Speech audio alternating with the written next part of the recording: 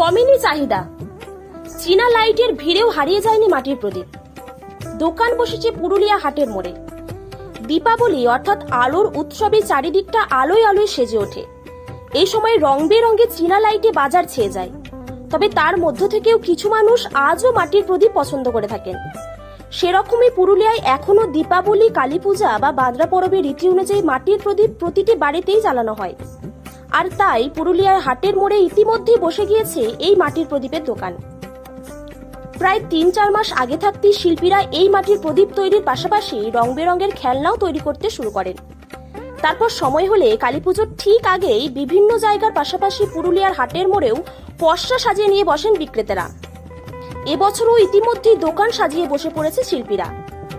এরই মধ্যে পুরুলিয়া শহরের কাটিনপাড়া এলাকার মৃৎশিল্পী ভাগবত কুম্ভকার পুরুলিয়া হাটের মোড়ে নিজের দোকান সাজিয়ে জানালেন, বিক্রি বেশ ভালোই হচ্ছে।